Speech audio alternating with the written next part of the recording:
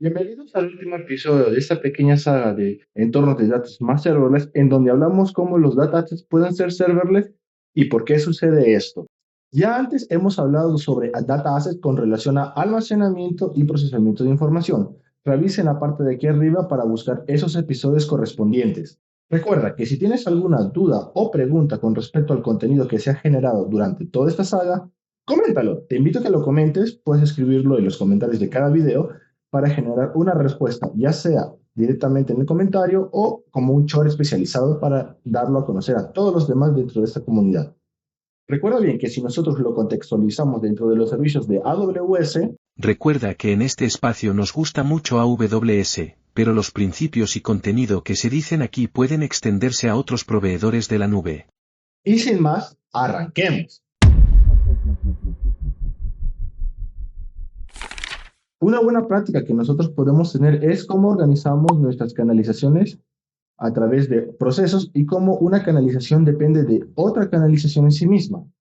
Esta buena práctica se debe al hecho de que una canalización de datos o data pipeline en inglés puede tener algún tema de complejidad y riesgos asociados dependiendo de la forma en cómo se estructure en sí mismo. Dependiendo de una combinación de temas como recuperación de procesos, rendimiento general o costos, una opción puede ser mejor que otra. Un data pipeline tiene lineamientos con relación al procesamiento de datos que va a realizar para poder generar la información de estas tablas. Generalmente, este procesamiento y obviamente tablas están relacionados bajo un enfoque muy específico definido para el data pipeline en sí mismo. El enfoque define el alcance y funcionalidad que va a tener el data pipeline con respecto a los datos que va a generar.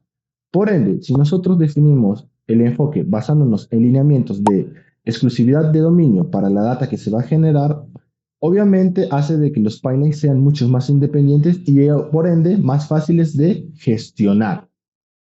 Adicional a la exclusividad del dominio, también está la forma en cómo nosotros agrupamos o definimos los límites de cada dominio, como también su concepto lógico. Esto también es un elemento importante para poder definir data pipelines más independientes y fáciles de gestionar en sí mismo. Aquí un ejemplo de cómo este tipo de enfoque genera una estructura independiente y eficiente para el data pipeline dentro de la arquitectura de datos. Ojo, estos principios no son rígidos, sino que son consejos para poder ayudar a gestionar mejor en los pipelines de acuerdo a los requerimientos y actividades en la empresa. Puede ser que los utilices o puede ser que no, depende mucho de lo que tienes la necesidad de acuerdo a tu contexto específico empresarial que vayas a tener o a afrontar. Pero esta buena práctica sí resalta una necesidad, la cual es que nosotros tenemos que definir la interacción de nuestras canalizaciones para poder garantizar control y un orden en nuestros procesos para poder garantizar la calidad de los datos que se generan en sí mismo. Esto nos lleva a tomar dos hechos muy importantes con respecto a la interacción y la organización de los elementos dentro de un data pipeline. El primer hecho se basa en cómo es la interacción interna dentro del data pipeline, o sea, cómo los componentes interactúan unos con otros. Y obviamente esto nos deriva a los enfoques de coreografía y orquestamiento. Aquí una descripción general, breve y sustancial sobre ambos enfoques. El segundo hecho se basa en cómo los datos pasan a través de los diferentes componentes de la canalización. Obviamente esto se contextualiza tanto fuera de la canalización como dentro de la canalización misma.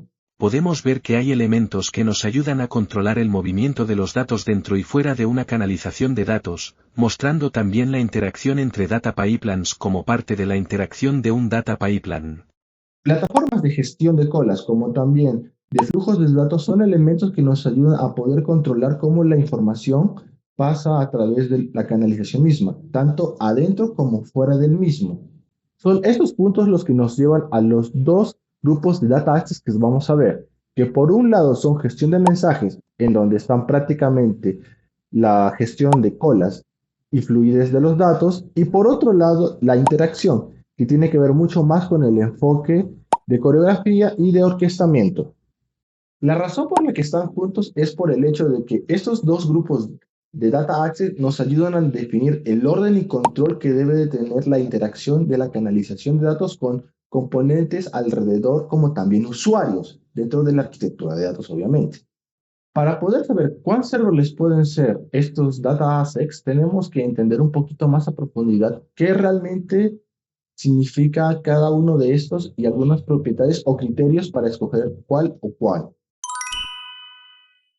Con todo esto, yo tengo que dar una aclaración cuando yo digo la frase gestión de mensajes.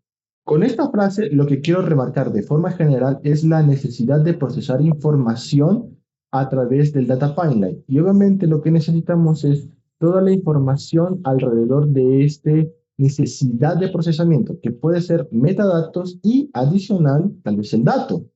Aquí un ejemplo de a lo que nos referimos, donde el mensaje de procesar el dato es más importante que el dato mismo para el data pipeline. Si bien el ejemplo anterior es más un patrón para una casuística muy específica y tal vez no aplica para todas las plataformas de la categoría en sí mismo, sí demuestra dos puntos universales que sí son necesarios a poder entender. El primero radica en cómo los datos van a ser gestionados por la plataforma, porque puede ser de que la plataforma, por limitaciones, no tenga la capacidad de almacenar los datos, sino que los referencie, o si puede hacerlo y lo envía directamente. Y la segunda radica en cómo el proceso de extracción por parte del data pipeline tiene que ser definido porque puede tomar un enfoque u otro dependiendo de justamente lo que defina el punto 1. Es gracias a estos dos puntos que nosotros tenemos que entender las propiedades y características de cada plataforma, ya sea gestión de colas o flujo de datos, para poder saber cómo gestionan los mensajes que van a llegar al data pipeline. Un resumen de las características de ambas plataformas para entenderlo rápidamente. Las propiedades que yo tomo en cuenta para poder evaluar una cola son las siguientes. El orden de los mensajes que puede tener una cola en sí mismo.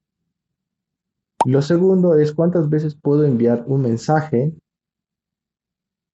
Lo tercero sería la cantidad de disponibilidad que puedo tener por parte del servicio de la cola. Y lo cuarto sería cuánto volumen de mensajes puedo almacenar en la cola en sí mismo. Las propiedades que yo evalúo en una gestión de flujo de eventos se basan en las siguientes propiedades. Las siguientes propiedades que yo evalúo en las plataformas de gestión de flujo de eventos son las siguientes. Retención de los datos, volumen de almacenamiento para poder guardar la información, capacidad de poder hacer replay, contextualización alrededor de los mecanismos de consumo por parte de los consumidores de estos datos. Bien, ¿y qué hay sobre las formas de interacción? Ya en este enfoque estamos hablando más de formas de desarrollo y las herramientas que nos permiten ello para poder lograr implementar los enfoques indicados. En el caso de orquestamiento, tenemos servicios tales como Step Function y una versión gobernada y gestionada de Airflow para poder lograr ello. Pero por otro lado tenemos lo que es coreografía, donde un bus podría ser un gran elemento para poder ayudarnos a lograr ello. Y obviamente está el servicio de EventBridge para poder hacerlo. E incluso podríamos utilizar API Gateway para poder controlar la forma en cómo nos enviamos mensajes dentro de cada uno de los servicios que también está disponible. Aquí mi criterio para escoger cuál enfoque de entre los dos, o sea, coreografía y orquestamiento, depende mucho de temas muy importantes como rendimiento, resiliencia, escalabilidad, gestión de actividades y monitoreo. En lo personal, si yo tuviera que elegir un enfoque que requiere un gran nivel de alto rendimiento, resiliencia y flexibilidad, como escalabilidad también, yo tal vez me desemboque más por un enfoque de coreografía. Pero si yo quiero un tema de gestión de actividades y monitoreo altamente simplificado porque todo está centralizado, me iría un poco más por el tema de orquestamiento. Ahora, una pregunta que podría despertarse con todo esto que hemos visto es cómo el concepto serverless entra en todo esto. Ten en cuenta que el concepto serverless es un adjetivo que cual condiciona las características de los servicios que se utilizan para poder implementar estos data assets. Recuerda la definición general que tenemos sobre el concepto serverless que dio el AWS Serverless Hero. En lo particular, el concepto serverless afecta dos puntos muy importantes para todos estos tipos de data assets. La primera tiene que ver con la infraestructura que se va a utilizar y lo segundo con las características alrededor de la interacción que define el data assets. En el caso de la infraestructura que se va a utilizar, serverless ayuda muy bien a poder abstraer al programador con respecto a toda la gestión de la infraestructura del servidor que se requiere para implementar el dataset, lo cual es bastante bueno, ya que nos ayuda a poder ser más ágiles en realidad. Pero el punto que más nos interesa en cómo serverless afecta es en cómo las características alrededor de la interacción son afectadas. Por ejemplo, en temas como monitoreo, capacidad de transmisión de los datos a través de parámetros como latencia o throughputs, y también cosas como, por ejemplo, la facilidad de poder integrar un productor o un consumidor en el servicio, son elementos que nos ayudan a poder definir la interacción. Y tenemos que ver si el serverless puede continuar habilitando eso o de alguna forma lo afecta o no. Ahora una advertencia. Ahora, hay algo que tienes que saber. En este capítulo no hablaremos específicamente al detalle sobre temas de ventajas, complicaciones o puntos debatibles sobre cada una de las herramientas para poder utilizarse y crear estos data assets. La razón por la que no se dará un detalle es porque en algún grado, ya sea más o menos en similitud, estos elementos van a repetir porque ya los hemos visto en los otros dos episodios con respecto a almacenamiento y procesamiento. Pero voy a dar un resumen en la siguiente imagen. Aquí la hoja con el resumen, como lo prometí, tómate tu tiempo para revisarlo. Esto se debe a que las plataformas de gestión de colas y flujo de datos de alguna forma también son formas de almacenamiento y por ende sus ventajas, complicaciones y puntos debatibles se manifiestan en alguna forma. De igual forma, los enfoques de orquestamiento y de coreografía de alguna forma son una combinación de o solo procesamiento o procesamiento con un tipo de almacenamiento interno de soporte para el procesamiento. Y por ende, pueden también manifestar principalmente las ventajas, complicaciones y de puntos debatibles de un procesamiento de información. Ojo, no digo que van a ser exactamente iguales, porque no son exactamente iguales, sino que son muy similares y las ventajas, complicaciones y puntos debatibles se pueden manifestar de alguna forma en ellos por la similaridad. Y obviamente no van a estar todos. Si hubiera algo digno de poder ser resaltado con detalles, eso se pondría en un chor aparte para poder contextualizar más el video. Pero por ahora, desde un criterio personal, no veo algo que sea necesariamente resaltable y por ende la imagen debería ser más que suficiente.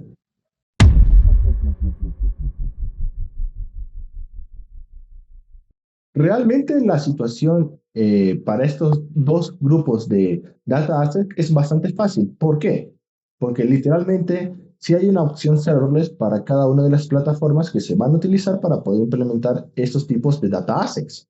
En el caso de lo que es coreografía, tenemos AWS Event Bridge para poder gestionar el tema de buses, como también API Gateway para poder determinar formas de poder interactuar con los servicios. Y en el caso de orquestadores tenemos tanto una versión de Step Function como una versión de Airflow gestionado o el MWAA para poder definir el orquestamiento.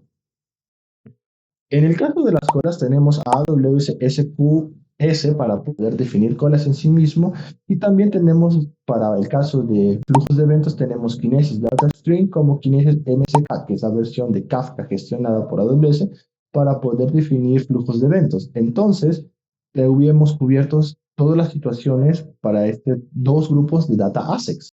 Aquí lo que más importa son los criterios generales para poder determinar cuándo un servicio debería ser serverless o no. Un punto importante sería poder decir cuán personalizable puede ser el servicio de acuerdo a lo que se haya escogido. Por ejemplo, temas de características disponibles que vayan a poder o versiones del servicio que vayan a estar disponibles son puntos que nos pueden ayudar a poder determinar si una opción serverless es adecuada o no de acuerdo a lo que se requiere. Porque puede ser de que necesitemos un servicio bajo una versión muy específica o podamos requerir un servicio aparte que tal vez no tenga una versión serverless proveniente del proveedor de la nube. Entonces son puntos a poder tener en cuenta específicamente. La segunda tiene que ver con características alrededor de la interacción que el servicio serverless haya afectado. O sea, puede ser de que una propiedad de retención no tenga el umbral necesario para poder nosotros utilizar o que tal vez una característica de replay no esté disponible, haciendo de que la opción serverless sea menos deseada y decidamos tener una opción más on-premise o en un servidor virtual. Si hubiera un tercero, sería un tema más con respecto al rendimiento. Recuerda, estamos en un entorno serverless, por ende, el disponibilizar cierta infraestructura puede tomar tiempo, haciendo que temas como latencia o throughput tengan que ser evaluados para poder ver si hay un tema de consistencia. Ahora unos hechos interesantes de todo esto.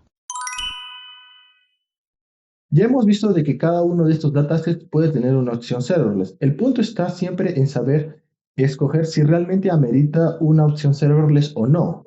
Por ende, el tener métricas de rendimiento y disponibilidad, como también saber cuál va a ser la forma de interacción y cómo el servicio puede ayudarnos a abordar ello, o poder saber cómo en ciertas situaciones este servicio puede ayudarnos, como por ejemplo recuperación, son métricas muy tangibles y prácticamente medibles en las que nosotros podríamos evaluar cómo un servicio puede ser adecuado o no.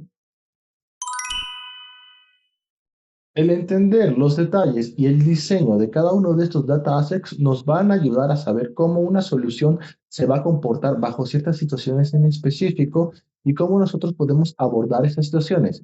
Además de cómo estas herramientas nos pueden ayudar a lograr el cumplimiento de requerimientos funcionales como no funcionales dentro de la solución.